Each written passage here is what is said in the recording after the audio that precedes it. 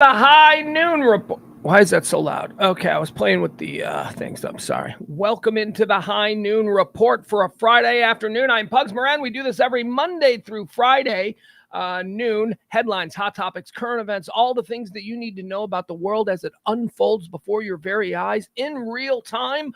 That's what we like to do here. And it's Friday, and we got a theme song. My buddy Rob Barr wrote it. I don't play it nearly enough.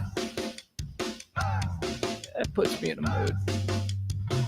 Welcome to the high noon with Pugs Moran. I don't even know the words. I gotta learn the words. Daily news from celebrities, maybe I ran. And Rob's a better lyricist than that. Water cooler fix. Good hook. I like the hook. Get your water cooler fix. And the hook is good. It really does. Get your water cooler fix. Here we go. Chant. Oh. Doesn't matter.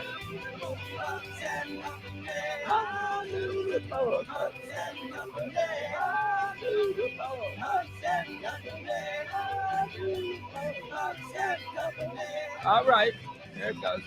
He leaves it nice and long because he knows that the DJ may want to fade it. That's Rob Barr. He's my old buddy. We used to be in bands together. Well, not in bands together. I used to manage a band that he was in. He was a very talented singer-songwriter. We got separated over the years, as people do. I lost touch with them for about 15 years or so. Turns out he started one of the biggest veterans charities in all the land. So congratulations to him. Hire a hero. That's him.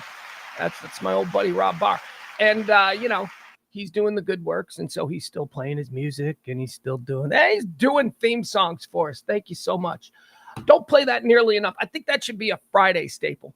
Maybe Friday's a little bit lighter. I've told you, if you've been tuning in all week, and we do these shows Monday through Friday, I told you this week I've been suffering the dreary drip of ennui. It's been I suffer from depression, and I'm gonna now talk about it when it's happening.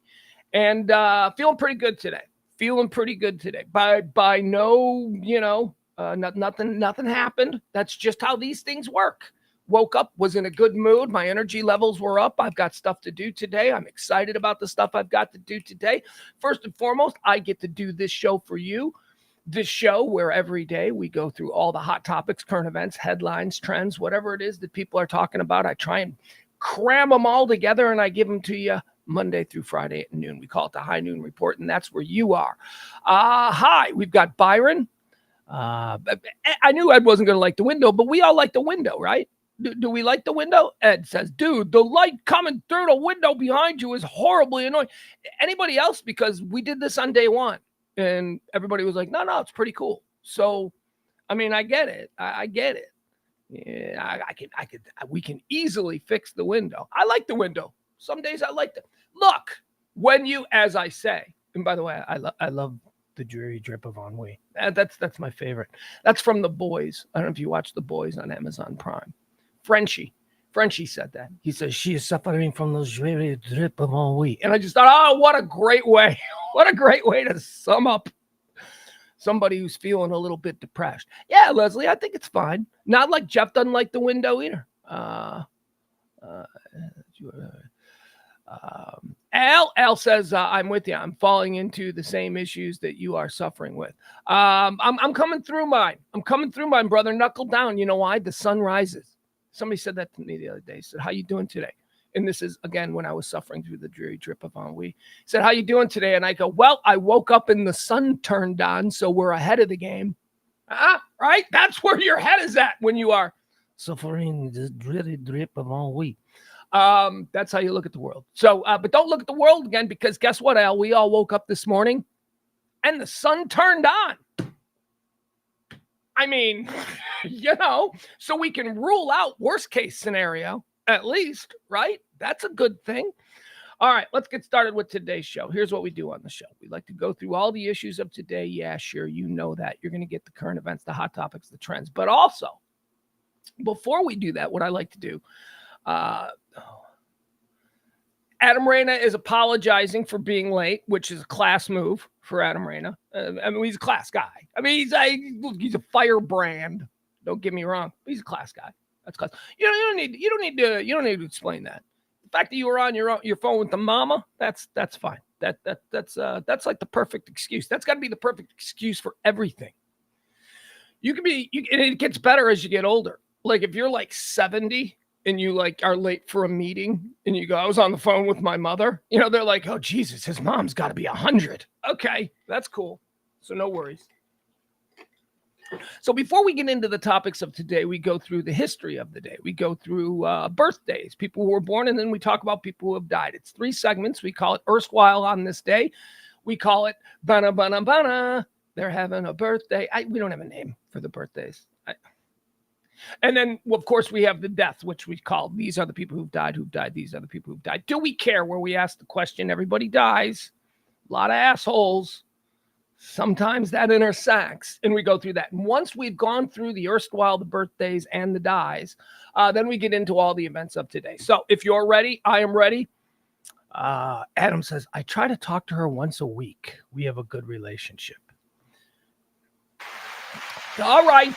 Yeah, all right. Just take the compliment and move on. Just you don't gotta now bathe in it. Yes, I have a superior relationship with my mother. The rest of you should try and follow in my footsteps. We don't need that from you, Adam. We don't need it. Hi, Leslie. Hi, Whitney. We got another Leslie. We got Mama Beller. Oh, my God. We got all the regulars. All right. Hey, we're still missing this guy. I just want to point out on a high-energy Friday, we're missing this guy, as I point to Jeff. A picture of Jeff. I need Jeff to be okay. I don't, he's like a lottery ticket, it's like, I don't want to. All right. We're going to move on. It is the High Noon Report. I am Pugs Moran. This is the Radio Misfits podcast and streaming network, radiomisfits.com. It is the High Noon Report for the 4th day of August, year of our Lord 2023. It is the 216th day of the year. There are 149 days remaining until the end of the year. So get them. It's New Year's Eve plans started. On this date, let's do a little erstwhile on this day. Erstwhile on this day. Where am I? I lost it. We're missing. There we go. Boom. I used to have producers to do these things. Now it's all me, and that's why it's sloppy and underperforming. It really is a team effort. All right. On this day, erstwhile, on this day, or if you like, previously, on August the 4th. On this day in 1693, this is the date that is traditionally ascribed to Dom Perignon's invention of champagne. As a dude, did you know that was a dude? Dom. Hey, Dom. His last name was Perignon.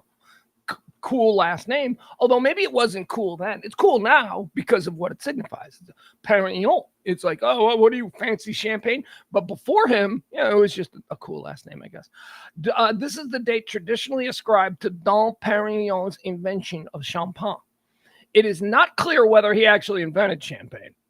However, he has been credited as an innovator who developed the techniques used to perfect sparkling wine. All right, there you go. That was on this day. On this day in 1693. But it wasn't cold. How did they chill it? See, oh God, everything was worse back then. James Parker is right. James Parker says he don't want to go back. If he had a time machine, he would never go any further back than like 2005 or something. It's something absurd. It's stupid. It's like he has no curiosity about what the world was like before he was here. Nothing. It's such a waste of time. However, he is right. Dom Perignon supposedly invented champagne on this day in 1693, and it was probably ass warm. Do you know how bad ass warm champagne probably tastes? Excuse me. Got a little thing going on here. On this day in 1821, the Saturday Evening Post is published for the very first time as a weekly newspaper. Now, I don't know anything about the Saturday Evening Post. I mean, I do. It was America's basic Bible there for about 60 years or so. It went away in the 60s. But I mean, I didn't grow up reading it. I never saw it around the house or anything like that. But the thing about the Saturday Evening Post to me is it's where Norman Rockwell came from.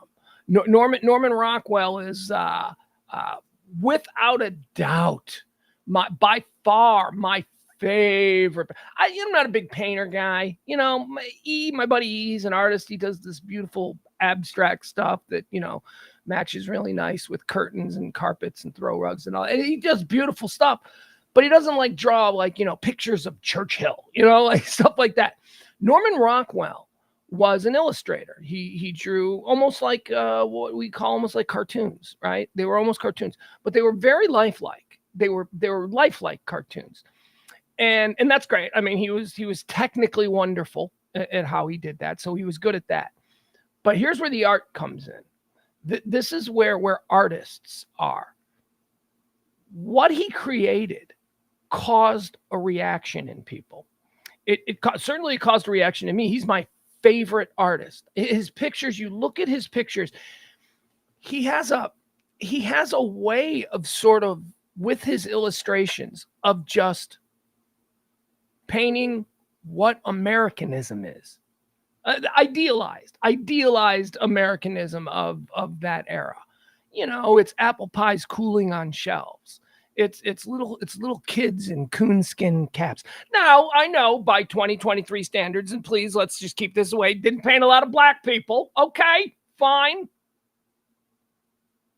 But he wasn't getting paid, he was getting paid to do a certain thing. So read nothing into that other than, these were the times. And it shouldn't take away from how incredible his artwork was. I want to show you a couple of examples of why I love Norman Rockwell's artwork. Okay. So like, you just looking at this picture, right? This is just a random picture. He captures so much here. It's like, I can stare at a Norman Rockwell picture and the entire story writes itself. And that's the art of it. What's going on here? Well, I'll tell you what's going on here. I don't know this to be true. Kids returning home from summer camp. Parents couldn't be happier to see him. Look at Dad. Dad just came home from work, and look, little Bobby's back from camp. He's got his back cap. The mom is just so happy. She wants to hug him, but it's 1950, so standoffish, cold mom. Look at the dog, the beagle. The beagle is like a well-behaved beagle. Here's what I love. Here's the touch that I love. This is how I know. This is the linchpin of this entire story. Look at the little bird box. He made a bird box for Mom while he was at camp. It says, "For Mom." Of course he's returning, and that's the story. That's the magic of Norman Rockwell. Look at this one. This is a weird one. This guy, I don't know what he's doing. She's looking at him. He's trying to look down her shirt. I don't like that one. All right, this one's a little creepy too. This is creepy, but cool Norman Rockwell shit. Look at all the stuff that's going on in this picture. What is the story here? Is this a creepy old man taking a girl up to the attic to show him his weird shrine to dolls and dead things? I don't know. See? Norman Rockwell. He's awesome. I don't know what's going on here. Norman Rockwell, illustrating childhood molestation in the 1920s. All right, this one, I love this one. This one is freaking great, man. Okay, the other ones I'm making fun of, but look at this picture. What is this picture? You know what this picture is. You just look at the clues. You got Dad. Look at Dad. Look at this guy, man. This guy might be Grandpa, but he's not. He's Dad because he works in the sun. He's like they're in Nebraska. Something like that. This dude, look at his skin. It's weathered. Look at his hands. This dude has worked his entire life to put this kid through college. And that's where he's going. Look at his bag. The bag on the bottom says State U. He's got his best train traveling clothes on. This kid is going off to college. And that's why Dad looks this way. Because Dad busted. And look at the dog. The dog knows something's up. Kid's looking down the track. Oh my God, Norman Rockwell. I don't know that he's celebrated the way he should. He just stirs the emotion. He is fantastic. And it was on this day that the Saturday Evening Post is first published for the very first time. On this day in 1892, the father and stepmother of Lizzie Borden are found murdered in their Fall River, Massachusetts home. She's going to be tried. She's going to be acquitted. Why? Because she didn't do it. We all know she doesn't do it. She didn't do it. You know who did it? The uncle did it. That's who murdered Lizzie Borden with her axe. No. You know what she was? She was a mental case. She was a mental case in 1892. And guess what the people in the neighborhood thought of the mental case in 1892, right? She was railroaded because she didn't have proper mental health care. That's all. It was the uncle. Everybody knows it was the uncle. The uncle was business partners with her stepfather. The uncle and the stepfather hadn't seen each other in years, and they had extremely strained business relations. And on the night before the stepfather is murdered, the uncle shows up at the house and spends the night. The uncle hadn't seen the father in like 10 years. And then suddenly he shows up at the house. This is Lizzie Borden's uncle. The uncle shows up at the house. The father and the uncle have a fight because they're in bad business together. And then the next morning, the uncle leaves. He's got business to do out of town. The uncle only stays for one night, leaves the next day. And then hours after the uncle vanishes, they find the axe murdered family. Oh, it's got to be the girl with depression. Let's railroad her. It was the uncle. They didn't even look into him. On this day in 1892 is when Lizzie Borden's family was murdered by her uncle. On this day in 1944. Okay, well, hold on a second. The entire page, because Google, what is this? Google Drive? I don't know. I don't like the navigation on it. Never have. On this day in 1944, the Holocaust. On a tip from Dutch informers, this leads the Gestapo to a sealed-off area in an Amsterdam warehouse where they find and arrest Jewish diarist Anne Frank, her family, and 4 others. All right, let's think about this. Okay, so we've all seen the movie. We all know the story. Maybe we don't. Maybe we don't. I don't know. I do. But the image of me is the depiction of her hiding and the cabinet door sliding open and the Gestapo agent's arm reaching in and grabbing her. That's the moment. That's the moment when it's over for Anne Frank. And that's the moment that I have burned into my head. And I've often thought about that moment. And I've often thought about that guy who reached in. And was that guy fully complicit? I mean, certainly he was a tool of the Nazi regime. He was who knows what his deal was. He might not have been fully buying in. We learned later that a lot of those people weren't fully buying in. They were just in the army. And they were just go-along guys. Like many of us are. They were in an army. The other guys are shooting. I'm going to shoot at the people who are shooting at me. Not forgiving German soldiers. All right, not forgiving, what I'm saying is it's complicated. I wonder if years later, when the full story of Anne Frank was told, because I got to believe that the Gestapo agent who reached in and grabbed her and pulled her out, arresting her, I got to believe that guy was probably some 25-year-old grunt who was forced to stick his arm into places, right? It's not the general. No, it's like some grunt. I wonder if years later he ever thought, holy fuck, what did I do? Because he could have pretended like he did, but he found her. Anyway, it was on this day in 1944 that they caught Anne Frank. On this day in 1964, the civil rights movement, the incident depicted in Mississippi burning happened. That's right. See, we look for rhythms. We look for things patterns, that happen throughout history on this day. Maybe tell us about something negative that's going to happen. I don't know. But here's 2 things in a row. The same day, the very same day that Anne Frank was captured by the Gestapo, it's the same day that the Ku Klux Klan murdered Mississippi burning.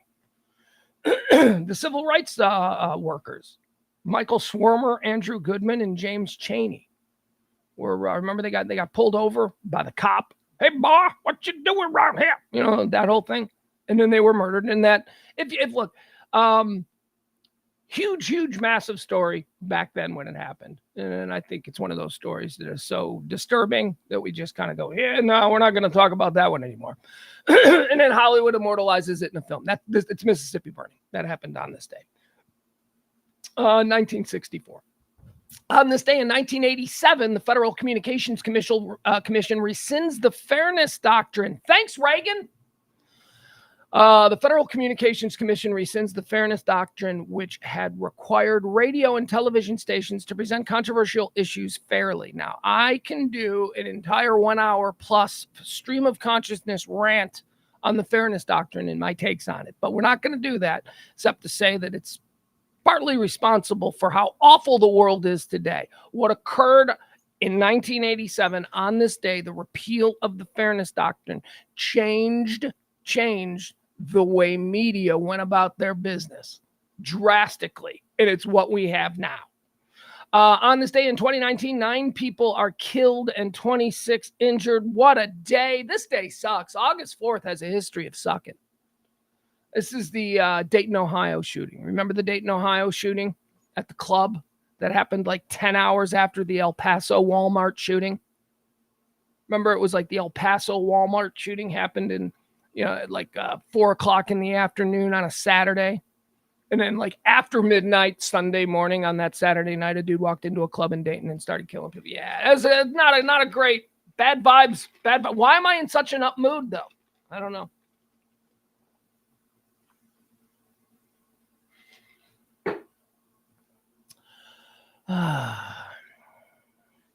On this day in 2020, the Beirut port explosion. You guys know that? I was going to show it to you, but I decided, nah. The Beirut port explosion, massive explosion. You can find it on YouTube. Just put Beirut. I think the first thing that comes up if you put Beirut, I think explosion or port explosion autofills next because it's a big explosion that happened. All right, those are the things. That's the erstwhile on this day. Now is the time where we get into the birthdays. We call it Buanam, Buanam, Buana, because these are some birthdays. Buanam, Buanam, Buana. Happy birthday to you. Oh, my God, I just noticed.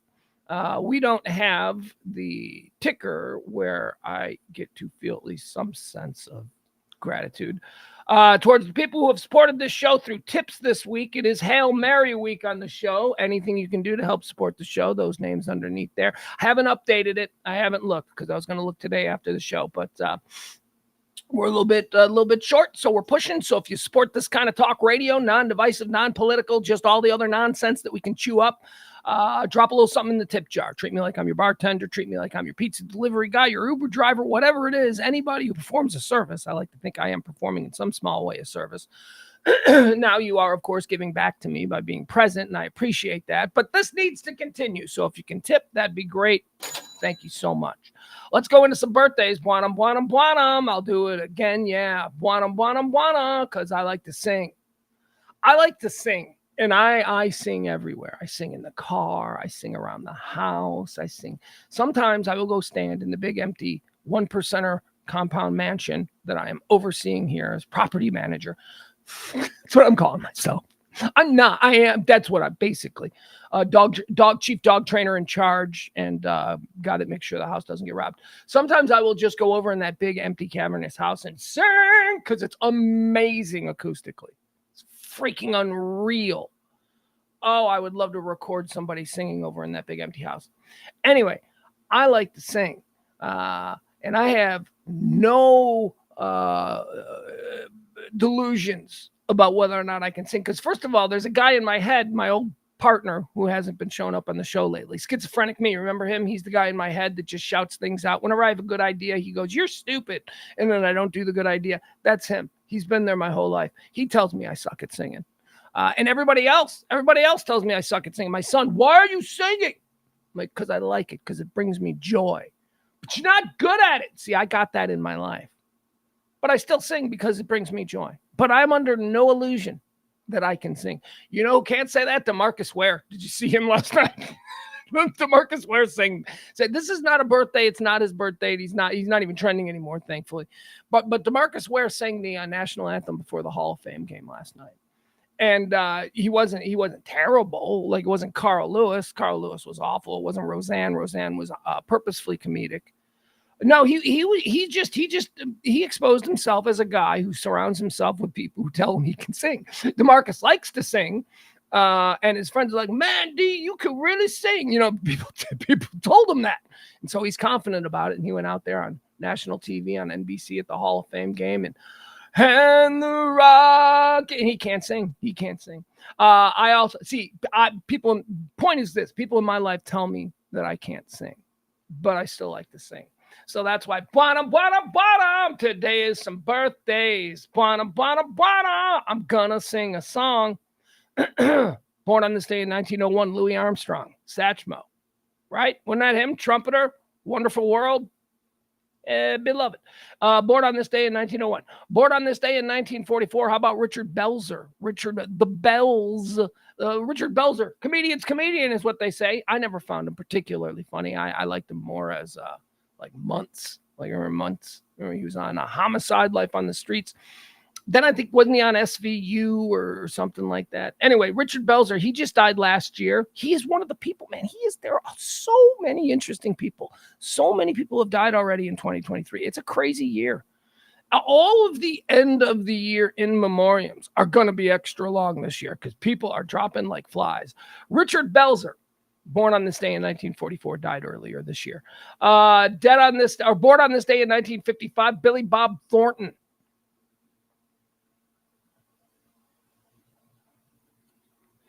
Complicated feelings about Billy Bob Thornton. Billy Bob Thornton's an a-hole. I mean, he is. He's an a-hole. He's a self-obsessed narcissist who, you know, man, he thinks that his belief in the art, man, it's all about the art. He thinks that he's a Hollywood actor douchebag, okay, who has had success enough to surround himself with people who have somehow emboldened this narcissist. He's a jerk. He's a jerk.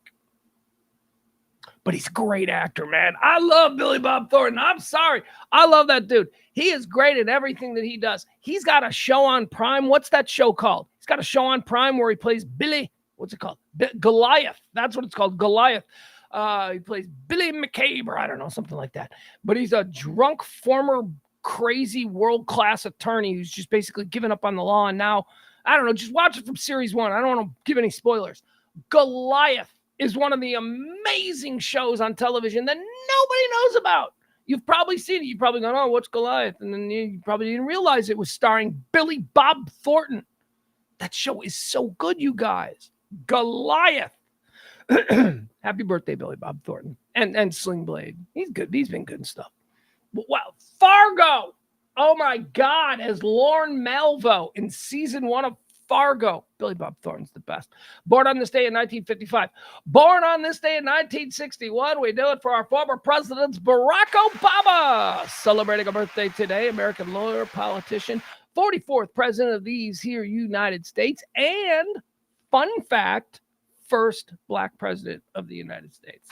That's right. Happy birthday. Not sure you knew that. Barack Obama, born on this day in 1961. Born on this day in it also says Nobel Prize laureate. Born on this day in 1962. Definitely not a Nobel Prize laureate, but yeah, the good Lord touched his arm with lightning. Roger Clemens, American baseball player. Another a-hole. He's been described by many as kind of an a-hole. But fierce, man. It's like you almost have to be. Maybe that's his whole. Like I guess if you're going to be a pitcher and you're going to be an intimidating pitcher to the degree that Roger Clemens was, and make no mistake, he's one of the greatest of all time. I don't know that I saw his debut, but I remember being at a White Sox game, and I remember the pitcher for the Boston Red Sox. It was against the Red Sox. I remember the pitcher for the Boston Red Sox being a young rookie who was this guy's going to be a big name. This guy's this guy's supposed to be awesome. He's like their number one prospect. And it was Roger Clemens. Like I said, I don't know if it was his debut. He probably debuted at Fenway. I don't know if it was his debut, but it was early in the Roger Clemens thing. And I remember going, okay, he's going to be something. And then for years, I'm like, wow, whoever said that to me on that day was right. I don't remember, but yeah, Roger Clemens definitely became something. Born on this day in 1962. Born on this day in 1978, almost gave his brother credit. That's probably been a problem in this family for a long time. Kurt Busch, American race car driver. Happy birthday, Kurt Busch. Kurt, not Kyle Busch. Or is that father-son? I don't know. That might be father-son. Or it might be, I don't know which is which. I don't know. Born on this day in 1983. Look at this lady. You go, lady. She is having herself a moment. Greta Gerwig. Celebrating a birthday today, born on this day in 1983. Greta Gerwig, American actress, producer, screenwriter, director of Barbie. That's right. Look at her having her moment, celebrating her birthday while she's the number one box office girl director of all time. I don't know. It's crazy. She knocked off Patty Jenkins. Patty Jenkins directed Wonder Woman, and it was the highest grossing film by a female director ever. And then Barbie came along, and nope, now it's not Patty's. It's Greta Gerwig. Greta Gerwig, she's an actress. She's a good actress. I mean, I thought she was an actress. The name is funny. Like she's, I don't know that she's memorable as an actress. I know the name is memorable. She chose a good name. Is that her real name, Greta Gerwig? That's because it's perfect. It's so weird and offbeat, and you remember it. It's first of all, let me put it to you this way. It's not an attractive woman's name. If you were writing a children's story, you might name the witch Greta Gerwig, right? You might. It's not a good name. Her name is Greta Celeste Gerwig. It's Gerwig. Gerwig is the problem because Greta Celeste, that's a pretty name.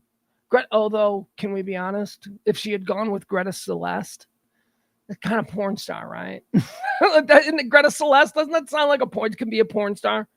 Yeah. Greta Gerwig, again, that sounds like someone from a children's book.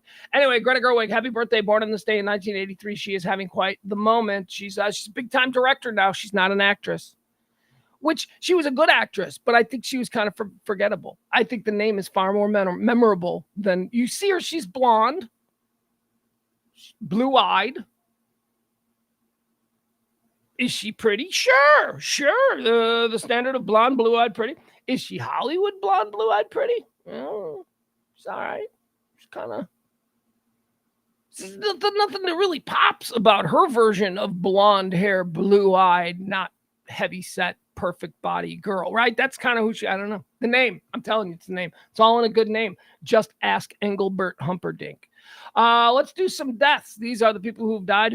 These are the people who've died. These are the people who've died. These are the people who've died. Do we care? That's the question that we ask as we go through this list of people. Celebrities, for the most part. People who have made contributions to the greater outside world. We talk about them. We decide everybody dies. And there's a lot of a-holes.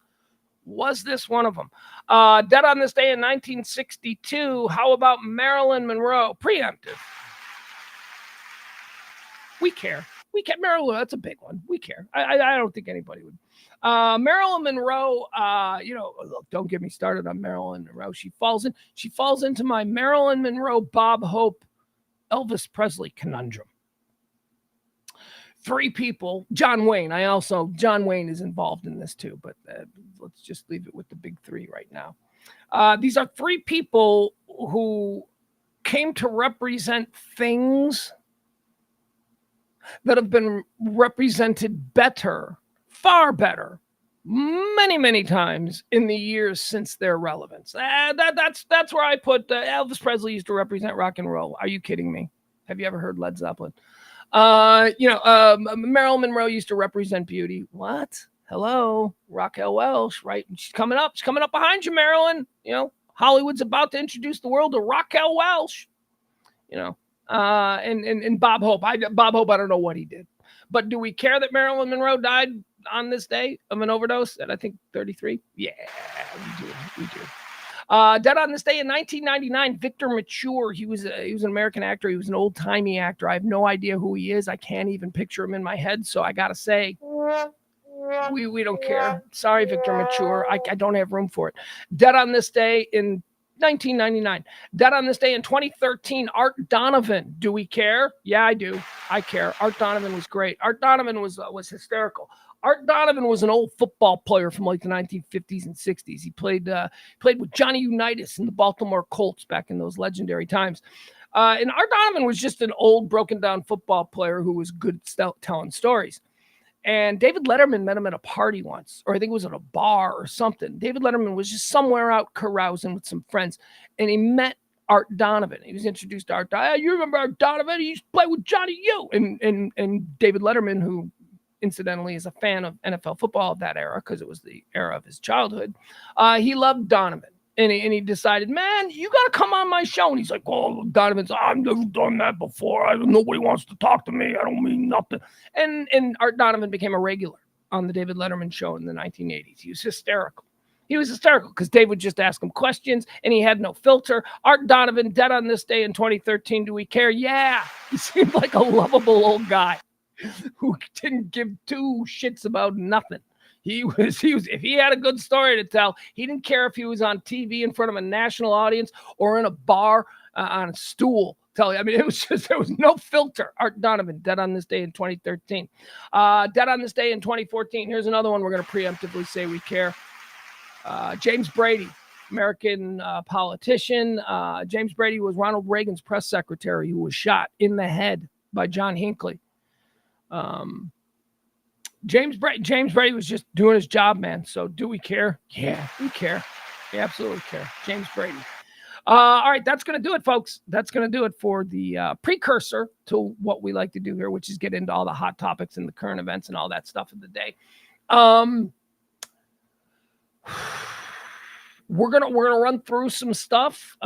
This show, the premise of the show, the promise of the show, I should say, is that we don't engage in divisive politics, but unfortunately, at the top of the thing here, there's some divisive politics. So we're gonna run through them. We're just so you know what's happening, all of that stuff. So let's not lose our shit. We're gonna get into some real stupid stuff that I think we can all have fun with coming up. I promise you, it's a good day.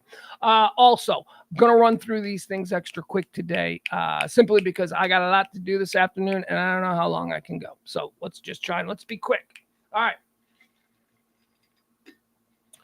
First, Indictment Watch, Part 1. Trump yesterday, we all know about it. He pled not guilty. January 6th, grand jury indicted him on 4 counts. Him and a bunch of other unnamed co-conspirators, although it seems that we know 5 of them. One of them is my neighbor, crazy Sidney Powell, the lawyer. She lives right down the block.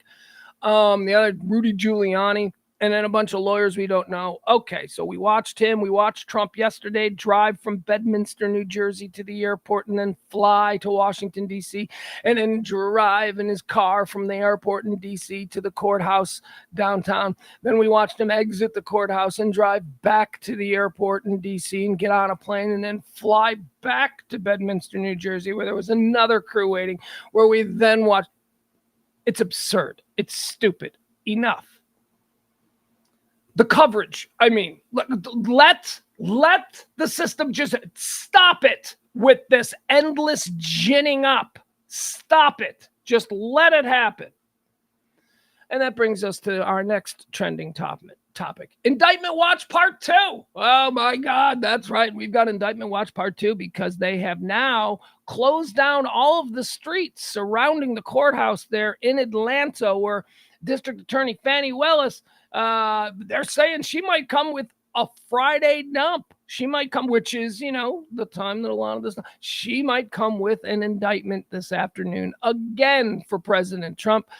They are on watch down there in Atlanta, and there you go.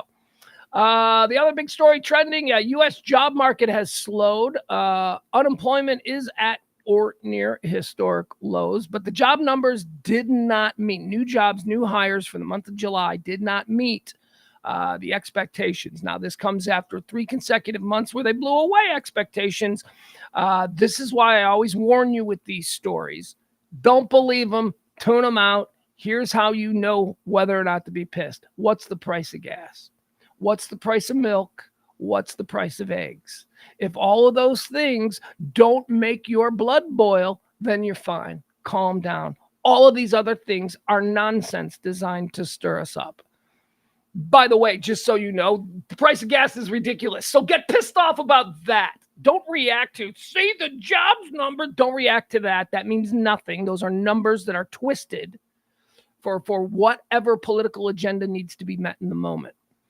Let's see here. One more thing on Trump. Trump is asking the Supreme Court of the United States to basically get rid of this whole January 6th commission.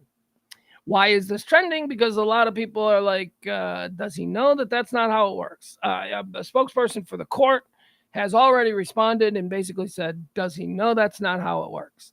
But, whatever. Does Trump know that's not how it works? I think, yeah. I think, does Trump want to put it out there?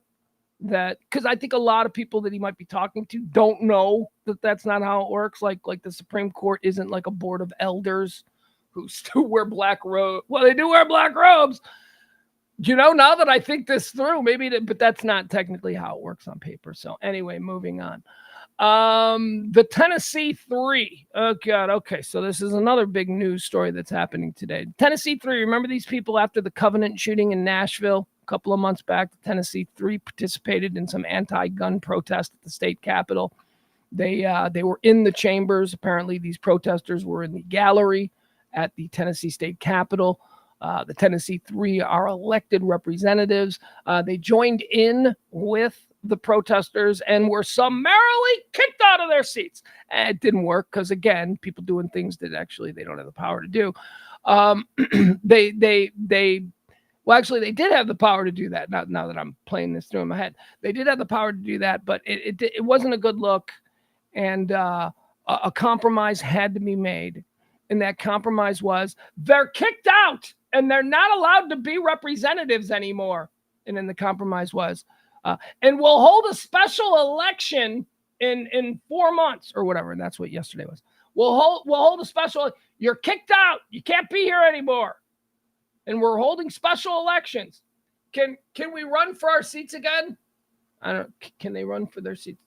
Apparently, yes, you can.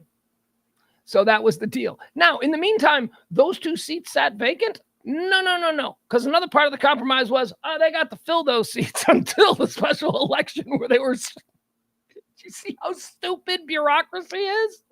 They were kicked out. We've kicked them out. So when they go to the pancake breakfast, they're like, "Did you see how we kicked them out?"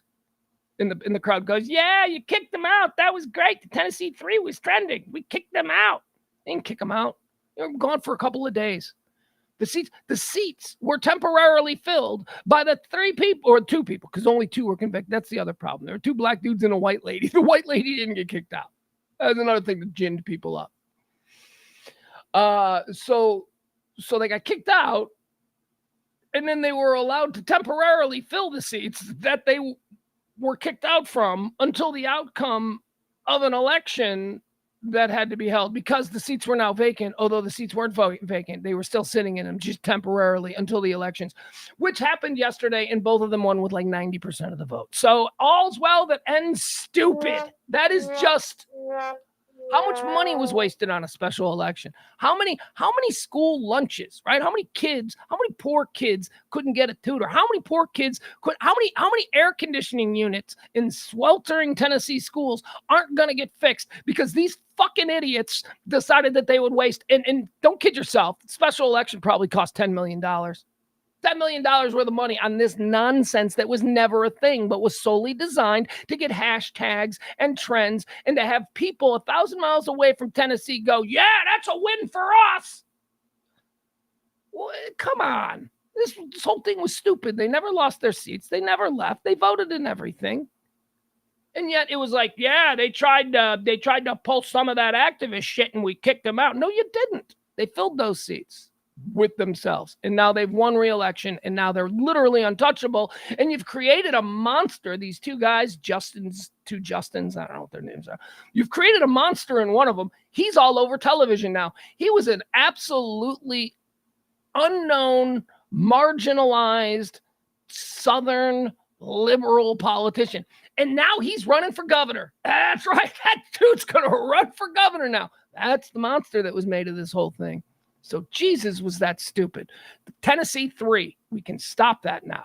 Gilgo Beach is also trending. Gilgo Beach is where Rex Heuermann, he likes the prostitutes. Rex Heuermann was like getting prostitutes and then killing them. And they found a whole bunch of bodies there like 10, 15 years ago.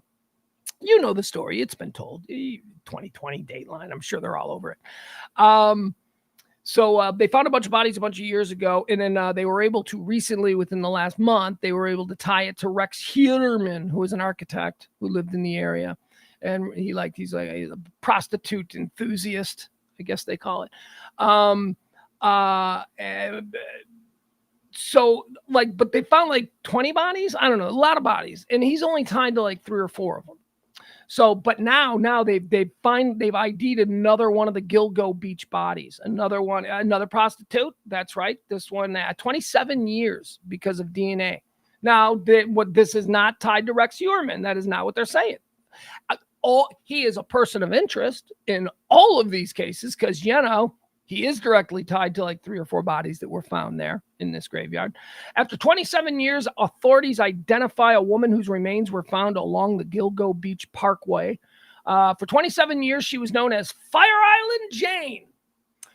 Gilgo Beach is the beach that bumpers up to Fire Island, which is a very famous and very well-known gay resort area in Long Island in New York City for New York City gay men. They go to Fire Island in the summer. So this character was known as Fire Island Jane.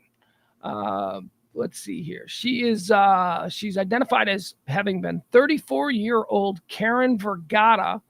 Wait. Yeah, 34-year-old Karen Vergata. Her family last heard from her on Valentine's Day, 1996, when she called her father on his birthday. Okay. How did they do this? Friday's development was part of a reinvestigation that last month spurred the first arrest in connection with the long unsolved string of killings. The remains of 10 people were found over a decade ago along a coastal parkway in Gilgo Beach on Long Island. Only 10? I thought there was more than that. But it is unclear whether Vergata's death might even be tied to the ongoing case against Rex Heuermann. I mean, I get that. Like, you know, maybe this is a well-known spot among serial killers. So my question would be, if he's not the only guy dumping these bodies, if there are other serial killers how are these serial killers coordinating? How are they coordinating, or is this just like the world's most obvious place to dump bodies? I don't know. Because there's a lot of beach on Long Island. Get it? The name island kind of suggests that there's a whole lot of beaches on Long Island. So why Gilgo Beach? Why this particular concentrated area? I don't know. Mega Millions is trending. Mega Millions, big drawing tonight, $1.25 billion. Mega Millions. We are the opiate of the masses, people. Let's shoot that into our veins. Hope. That's what we traffic in around here. We traffic in hope. And hope springs eternal when there's a $1.25 billion jackpot waiting for one of us. And by the way, I would be really pissed if one of you won it and didn't fund this show for the next year at least. Come on. I mean, I'm not asking you to be like, a full-time benefactor, although that'd be nice if you make $1.25 billion, especially if you only win it because I have now encouraged you to go buy a ticket. Like maybe you're someone who's like, I wasn't going to buy a ticket. And then you hear this and you're like, I'll buy a ticket. And then you don't like give me at least, look, let's be honest. If you win $1.25 billion because I reminded you to buy a ticket and you bought a ticket and you watch this show every day, $1.25 billion. Let's just say you walk away with $500 million. All right, you walk away with $500 million. You give me $50 million. You give me $50 million. We're best friends for life. You give me $50 million. I think $50 million is what you should give me. If you only bought the ticket because I just did the Mega Million story and reminded you that tonight by 10 o'clock you have to purchase your ticket.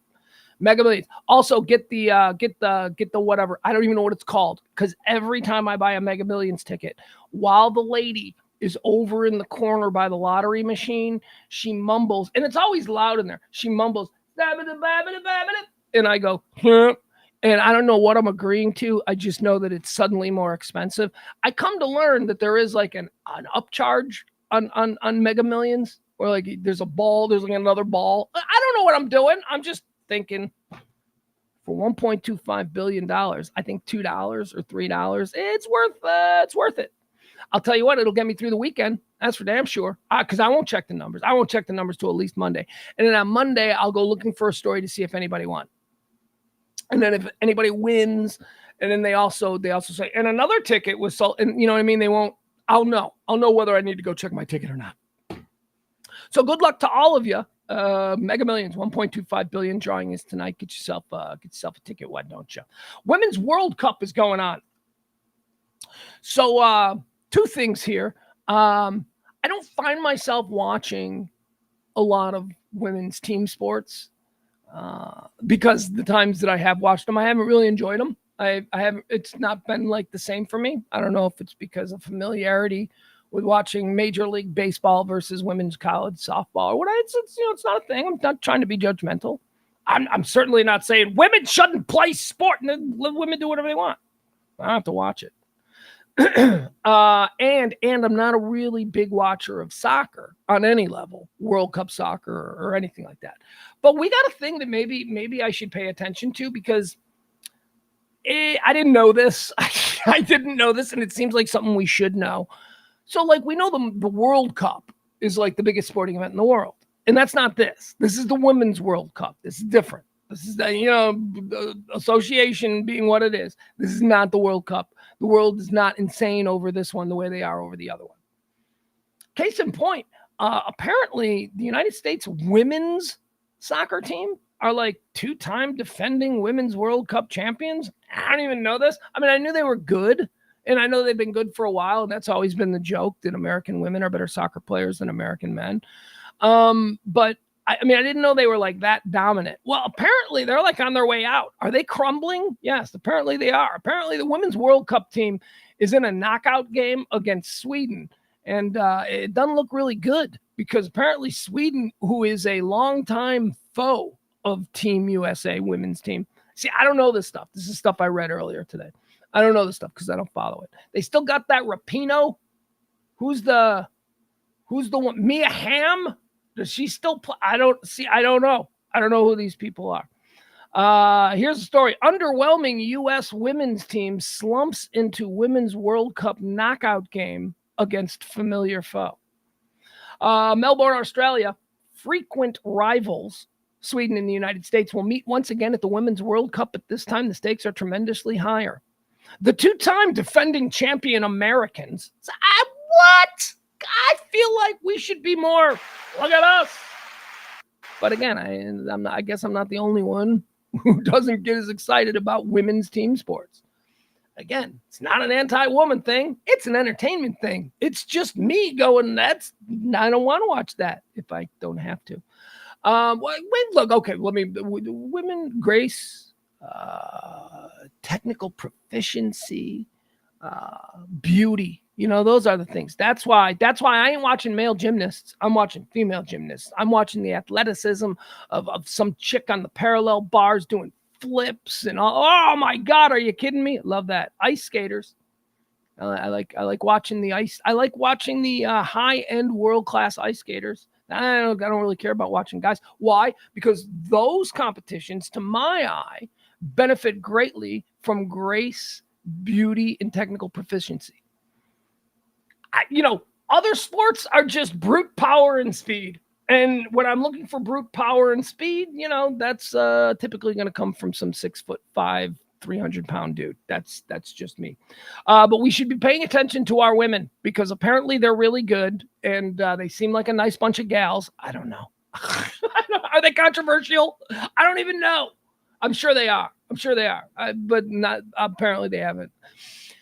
Who's the crazy hot one? Remember, there's a crazy hot, like we've got celebrities. There's like, I know because the women's team have been good for like 20 years. So we've got crazy, like soccer girls from the past. I jokingly mentioned Mia Hamm. I know she's like 60. I know that she doesn't really play anymore, but who's the one that's married to some former NFL player who like takes pills and gets drunk in Walmart parking lots with her kids and then the child safety seats? Who is that one? I like her. She's fun. She also starts fights with her sisters and like the police have to come and break them up and like from their house, like their family house. I can't remember her name. Anyway, she doesn't play anymore either. And I don't know who any of these girls are who are playing. Apparently the game is Sunday. That might not even be true. I don't care enough to look it up. But if you care enough, Google Women's World Cup and maybe show them a little bit of support. There you go. I've done my part. America. Terrence Williams. Terrence Williams is trending. Terrence Williams, the former basketball player, he's a first-round draft pick. Who did he play for? Didn't he play for like the Celtics? Was he a draft pick of the Celtics? Terrence Williams, former NBA first-rounder, has been sentenced to 10 years in prison in a Medicare fraud scheme. Former first-round NBA draft pick is sentenced to 10 years in prison and fined $4 million in healthcare fraud scheme. A federal judge has sentenced a former NBA first-round draft pick to 10 years in prison, saying he used his people skills to entice others to aid his $5 million healthcare fraud after he frittered away substantial earnings from his professional career. Terrence Williams, 36. He's only 36. Terrence Williams, this is like, failed NBA player. I'd expect late 40s, when you first start getting desperate. 36. Terrence Williams, 36 of Seattle, was also ordered to forfeit more than $650,000 and to pay $2.5 million in restitution for ripping off the NBA's health and welfare benefit plan. He did this between 2017 and 2021 with the help of a dentist in California and doctors in California and Washington State. Profits were generated by claims for fictitious medical and dental expenses. So here's what he was doing. He was getting his other NBA buddies who are all in the players union health benefits or whatever.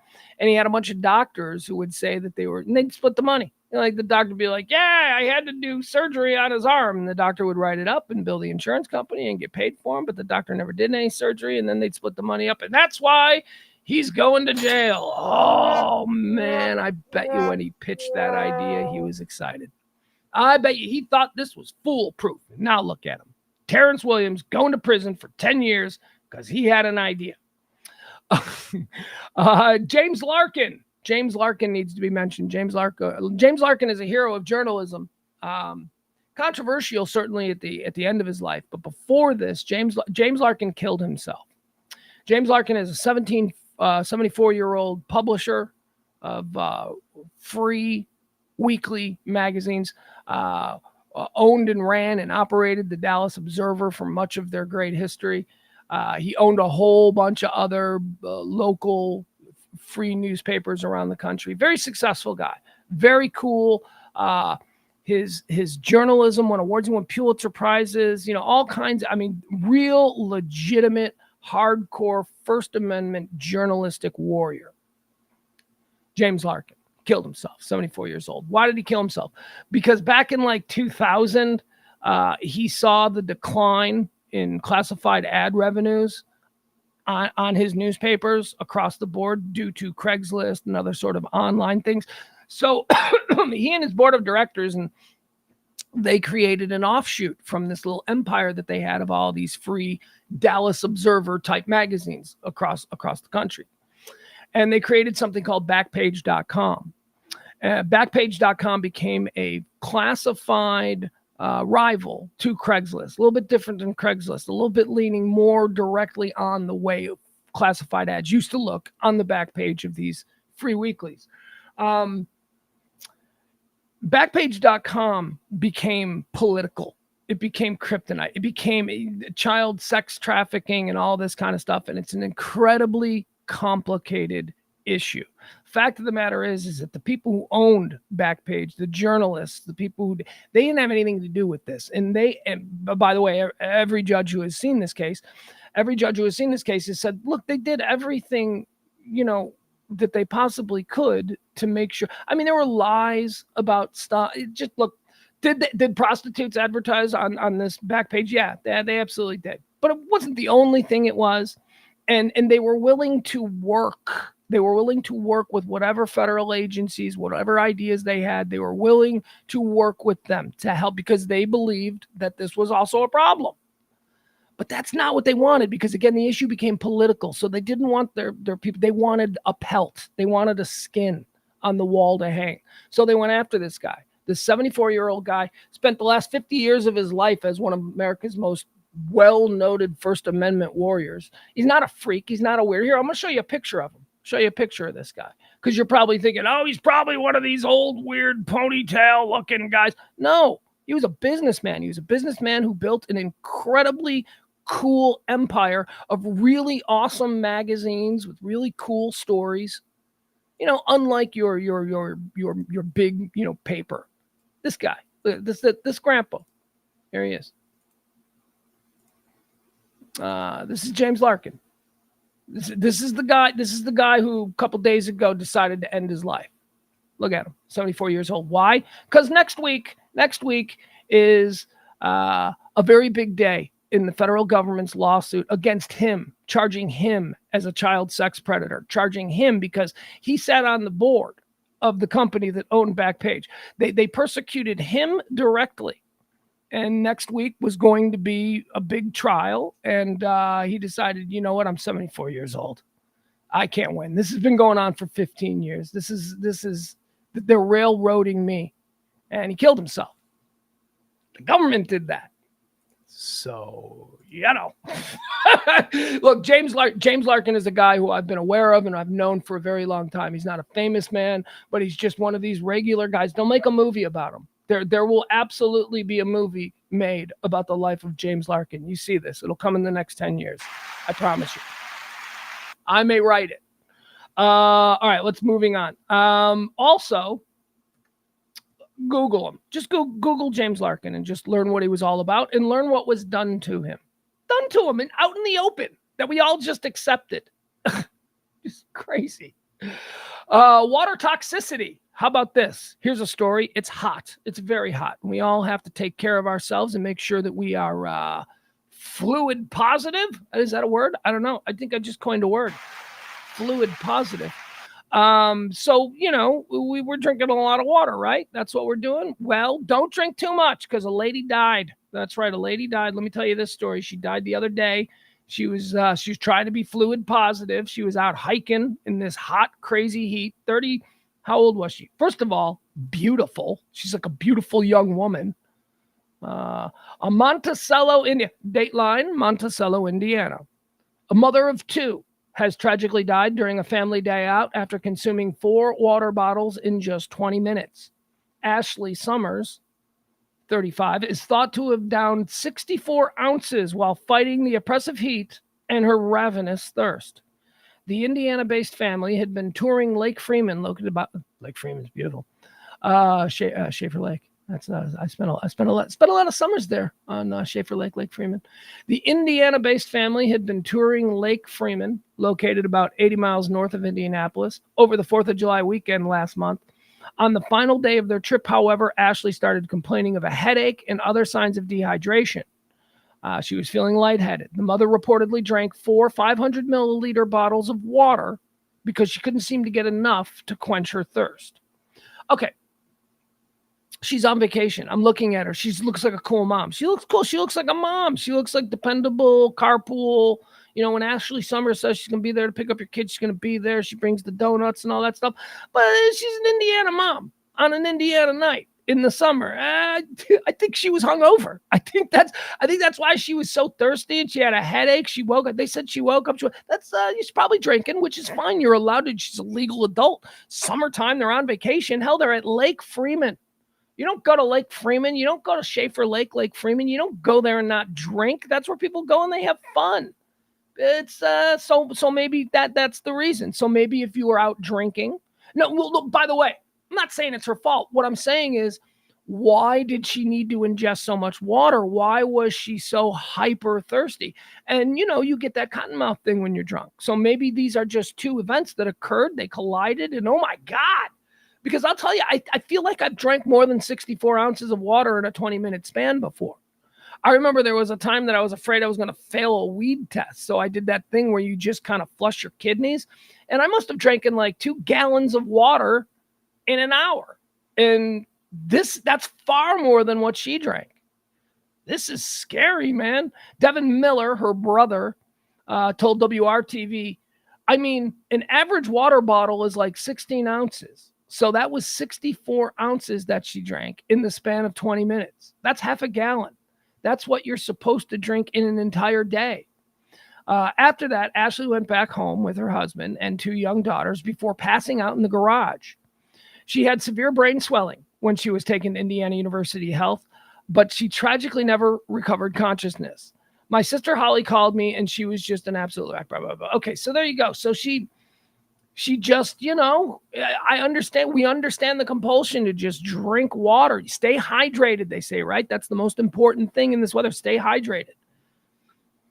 But, if you're hungover and so you're already going out into this dehydrated, because that's what being hungover is. That's what alcohol is. You ever rub alcohol on your skin?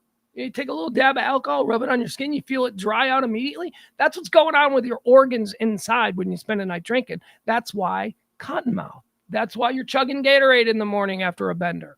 That's because you're trying to replenish all those fluids.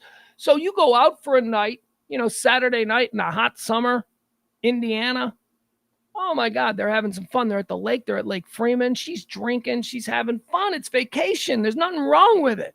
And then she wakes up early. We're going to wake up early and go on that hike. And it's like, let's be honest, it's Indiana. So it's like 95 degrees. What is it currently here? 105, 10 degrees more. Yeah, man, what a scary sort of confluence of events that led to this beautiful young mother passing away. Don't drink. There's the thing. Don't be hungover if you're going to go out and do some activities. Water toxicity is what it's called. She died of water toxicity, and apparently it's a thing. I actually know it's a thing because there was a radio team in Sacramento, California, back in the days when Kelly and I were in the FM talk format. There was another FM talk format show in Sacramento, and they did a contest. It was a wacky contest. They wanted to see who could drink the most water before pissing themselves. Look, I've participated in some really stupid contests too. But this one was really stupid because one of the listeners died. They tried to drink so much water and their body shut down, toxicity. So we all learned about it. Hey, just to cover our own asses, just so that we can say in court that we told you guys this, no water drinking contests. I remember that. That was a new law. No contests dealing with water. It's like, okay. Can we still do the fire eating thing? Yeah, you can do that. Just no water. Can't have any water near the fire eater now. But what if they catch fire? Nah. Legal won't allow it. Can't have water. It's so stupid. Oh, God. Water toxicity. I mean, I've been water drunk, right? Like where you just drink so much water where you step. Maybe that's water drunk. I call it water drunk. I've experienced water toxicity. That's probably exactly what it is. Treat Williams, the actor, Treat Williams is trending again today. Treat Williams died a couple of months ago, I think in June. You remember the Prince of the City? Treat Williams, great. If you grew up in the 70s, the 80s, you know Treat Williams. He was a cool ass actor, guy, 70-something years old. Out there in his Connecticut farmland where he lives, he's trucking along some rural road on his motorcycle. Wing, ding, ding, ding, ding. 70-year-old Treat Williams. Probably wearing a leather jacket, looking fabulous at 70. He's driving his rural road, and some dude, we now know how he died. We know he died in a motorcycle accident, but now we know what happened. The dude who, so apparently he's coming down the road, Treat Williams, 2-lane highway. He's coming down, and this other dude is gonna make a left turn into a driveway. So you see Treat's coming, and dude's gonna make a left turn. Dude made a left turn right in front of Treat. Like right in front of him. So Treat Williams, boom, broadsides the car. Treat Williams, great American actor, dead. Apparently, the dude's being charged. Dude is being charged with reckless endangerment. He wasn't drunk, nothing like that. I think he just didn't see him, I think in this situation, did he just space cadet out? I don't like motorcycles. And I don't like the idea that my son likes motorcycles because he does. It bothers me.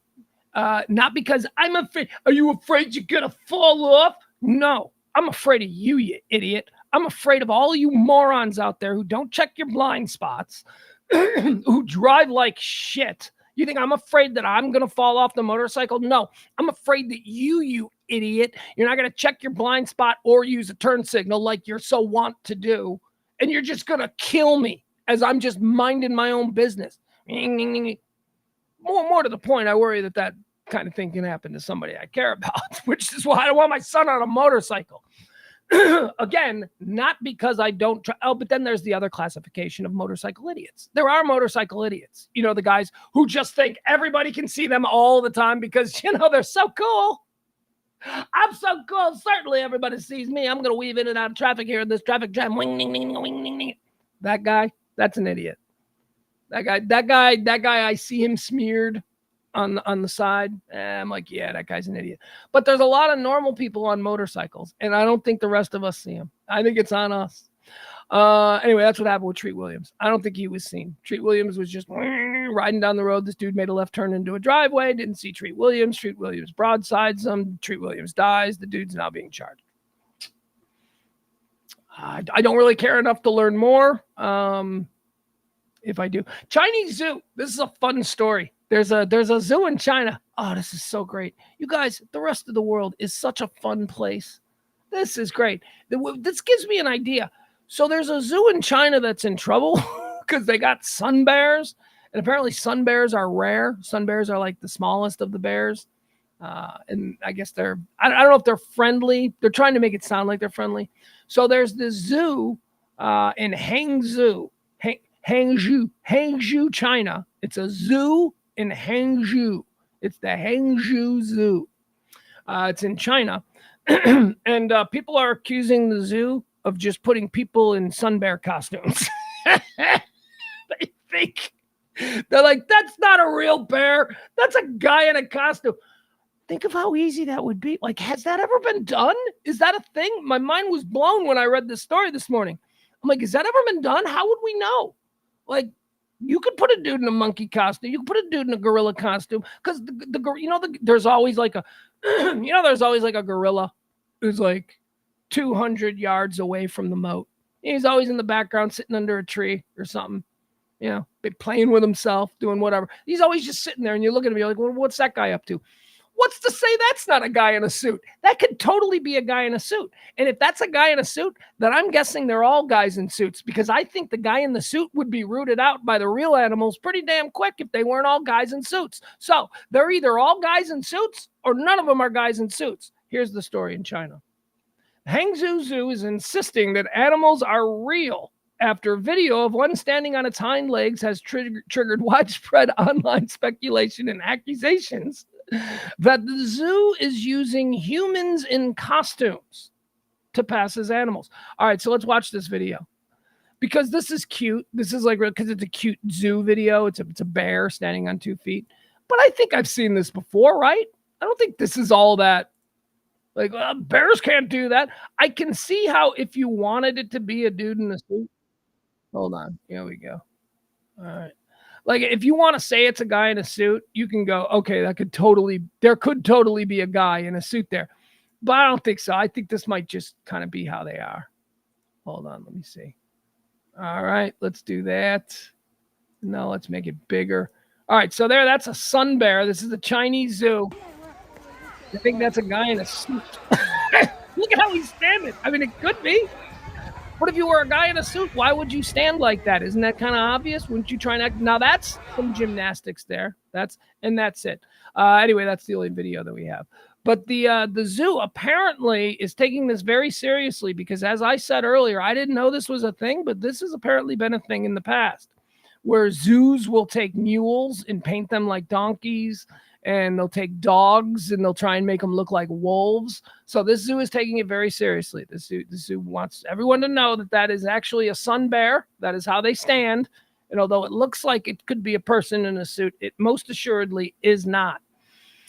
What else do we have? Boy, we're running out of topics. We're going through these quickly, which is probably good, because, like I said, guys, I gotta go. Taika Waititi and Rita Ora, they're married. Did you know that? Did you know? I love Taika Waititi. I didn't know who Rita Ora was. No. Hold on. Boop. Hold on a second. Yeah, let me show you these two. Taika Waititi is, of course, sort of the creator of What We Do in the Shadows. He was the director of Jojo Rabbit. He's brilliant. I love him. I have such great expectations for him and the stuff that he's going to make in the coming years. He is a genius, a comedic genius for sure, but also so incredible as a writer and such an eye as a director. Oh, I can't tell you how much I like Taika Waititi, or Waititi. Don't even know how to say his name. Love the man. Don't know how to say his name. He's now officially married to English songstress Rita Ora. I don't know who Rita Ora is. I know the name. I know she's famous. It's like I know that's someone who I should know, but I don't know. Here they are. Look at them. Look at the beautiful couple. There they are. Boom. And boom. Let's try that again. There they are. Look at them. That's Taika. That's Taika and Rita Ora. He did well. She's attractive. I don't know who she is. Congratulations. My list of Hollywood's my favorite Hollywood couples, which I often talk about. Right now, sitting atop that list is Dax Shepard and Kristen Bell. I love them. I think they're my favorite Hollywood couple. Maybe these two. I don't know. I'm going to have to learn more about Rita Ora. But Taika Waititi, he certainly brings an advantage because he's my favorite. There you go. Congratulations to them. They published pictures now confirming that they are, in fact, married. And there was, okay, so I guess we can watch this one too as well. Why not? There was a bit of a dust up last night here in Dallas. Nope, that's not it. That's not the one I want. This is the one I want. We got this big stupid person fight happening here in Dallas. I don't know where it is. American Airlines Center. It's one of them Paul. It's an influencer boxing thing. It's one of them Paul guys. I'm not sure which one. And Nathan Diaz. It's like, okay, so this is interesting from the start. Like the Pauls are a couple of brothers, and then the Diazes are a couple of brothers. There's Nick Diaz and there's Nate Diaz. Nate Diaz is the little brother. Nick Diaz is an MMA pioneer. Nate Diaz is a 18-year veteran of the UFC. The Diaz brothers are badasses. They are badasses. The Paul brothers, don't even get me started. Anyway, apparently they're having a boxing match. Nate Diaz is going to be fighting. Who's he fighting? Which one? Ron Paul? Which one of these stupid Paul? Jake Paul. Okay, so I guess he's fighting Jake Paul. Let's watch it. Hold on. So at the press conference last night, there was a bit of a dust up. Because of course there was, because all of this shit is stupid and made up and could have predicted it. Here we go. Okay, first of all, just let me get my thoughts out on this. I don't care who wins. I don't give a shit. Jake Paul is apparently coming off a loss to Tyson Fury's brother. What? Like, okay, would you just fight? It's the brother tour. I'm just gonna fight brothers of people. Now he's fighting Nick Diaz's brother Nathan. That's Nathan there on the left. Can you see it? Do I have it shared? I believe I do. That's Nathan there on the left in the white, and the guy with the beard and all that. That's Jake Paul. Okay. I hate this shit. I hate this shit because this is boxing with boxing rules and all that stuff. And if this was a real fight, there would be no contest. Nate Diaz would destroy this guy. But Nate Diaz is an MMA fighter. And look, although Nate Diaz has forever, the Diaz brothers both, they started out using a style, Cesar Gracie style of slap boxing that was very effective for them. And then over the course of their careers in the UFC, the Diaz brothers developed traditional boxing stances and bases. So they are very good boxers, considered some of the best boxers in the history of MMA. So they're not complete novices. But this isn't MMA. The boxing that the Diaz brothers have used in their careers was used to allow them an opportunity to use their other skills. They used boxing to get close enough to do a takedown so that jiu-jitsu, which is their primary skill set, was something they could use. He can't use that against Jake Paul. He's just got to stand there and throw hands. And quite honestly, Nick Diaz, or Nate Diaz, I should say, has never had knockout power. Again, it's slap boxing. That's really, when I think of how Nate Diaz throws punches, a lot of them throws a lot of them. Cardio is insane. If he wants to wear Jake Paul down, that legendary Diaz brothers cardio, that gas tank is going to be there. He's going to out throw him, but it's not going to be like power punches. So I don't know. This is stupid. Let's watch. Here we go. This is what happened at the press conference. All right,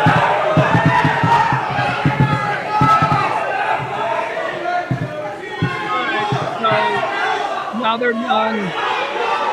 Nate's walking away.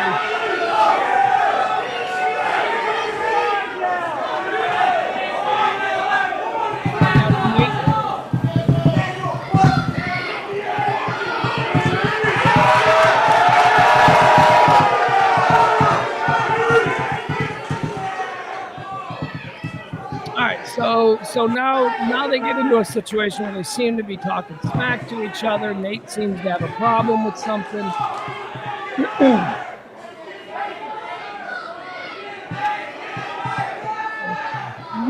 We don't need to watch the whole thing. All right, so here we go. Now they're still jawing at each other. Just walk away, you morons. Well, I mean, they are trying to sell it. This is good.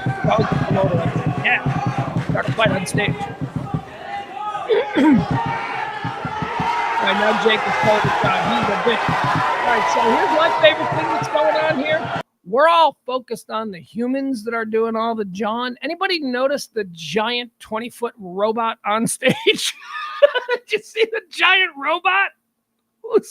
Whose entourage has the NFL, the NFL on Fox, they had the giant robots in the end zone. Who hired that guy? Whose entourage is that guy in? Watch. Okay.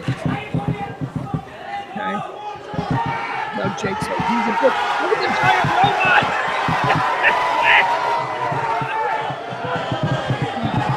All right, this is madness. All right, so now people are yelling at each other. It appears that Jake Paul's people are in with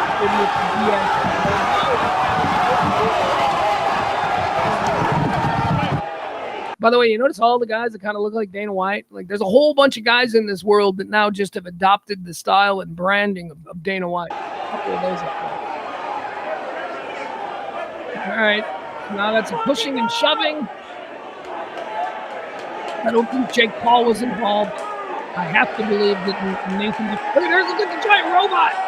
The giant robot. The giant robot just waved his fist. Look at him. Look at the giant robot. You guys will earn my wrath. Hey, you're just a dude in a suit.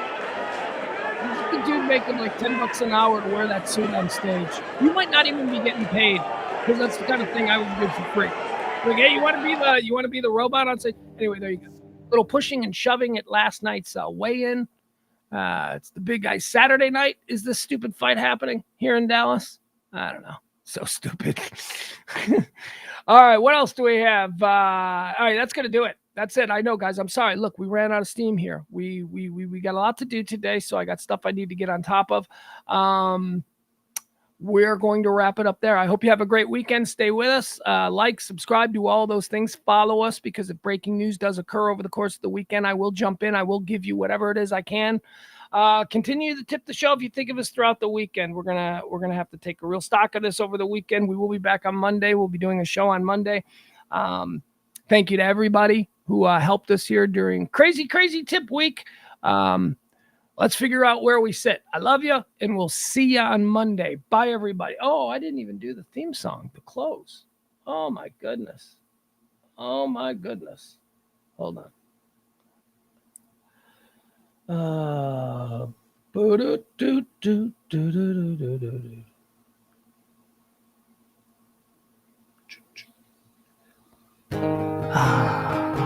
There we go. I have got my poetry. I have a lot to do today. I have got my songs. What's the temperature? What's the current temperature in this hellhole we call North Texas? Come on, reboot. Why every time I hit reboot on my 102 degrees. It's 102 degrees at 124. 102. Ugh. Good Lord. Lead me through the lonely nights. Help me to be It's so hot. I am like the dancing bear, trained to be the best. I am on a never-ending quest. All right, bye, guys. I love you. We'll see ya. I can smile a little now. Things are going good. I always had to be on guard, that is understood. It has been a journey, a multi-answer test. I am on a never-ending quest. Tomorrow is another day, the best is yet to come. I have found a different way, so baffling to some. I have got an old guitar, that is all I need. I don't need no 401, I don't have the greed. Down the road I'll travel, far from the comfort nest. I am on a never-ending quest. Tomorrow is another day, the best is yet to come. I have found a different way, so baffling to some. I can smile a little now, things are going good. I always had to be on guard, that is understood. Down the road I'll travel, far from the comfort nest. I am on a never-ending quest. I am on on a never-ending quest.